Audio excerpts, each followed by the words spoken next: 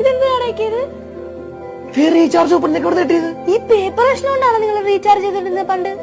അതൊരു പേപ്പർ പ്രശ്നം മാത്രല്ലടി, അത് ഞങ്ങളെ കൊറേ കഥയുണ്ട്. ഞങ്ങള് കൊറേ ടെൻഷൻ അടിച്ചതും സന്തോഷിച്ചതും. ഇതിലാ എന്ത് കഥ? അത് പണ്ട് കടയിൽ പോയിട്ട് വരുമ്പോ ബാക്കി പൈസ ആയിട്ട് 5 or 10 കിട്ടും. അത് ഉമ്മച്ച് കയ്യിൽ വെച്ചോളാൻ പറയും. അന്നത്തെ പോക്കറ്റ് മണി. അതുമായിട്ട് നേരെ വന്നത് ആകാശന്റെ വീട്ടിലോട്ട്. അന്ന് ആ പ്രായത്തില് അണ്ണന്റെ കയ്യിൽ മാത്രമേ ഉള്ളൂ മൊബൈൽ ഫോൺ. അതിന് റീചാർജ് കൂപ്പൺ വാങ്ങിക്കാനായിട്ട് അണ്ണനുമായിട്ട് കടയിൽ പോകും. ചേട്ടാ ഐഡിയ 29 അന്ന് 29 രൂപയ്ക്ക് 120 കിട്ടുമായിരുന്നു. വലിയൊരു കാര്യമാണ്. അങ്ങനെ ആ കാർഡിന്റെ പുറകിൽ ഉറച്ചു കിട്ടുന്ന 14 നമ്പർ വെച്ചാണ് റീചാർജ് ചെയ്യുക. ക്യാൻസർ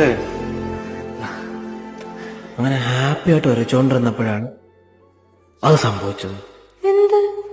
അത് ഈ കൂപ്പണേ ശക്തിയായിട്ട് ഉരയ്ക്കുമ്പോ ഉണ്ടല്ലോ, അതിന്റെ നമ്പർ അങ്ങ് പോവും. അപ്പൊ എന്ത് ചെയ്യും?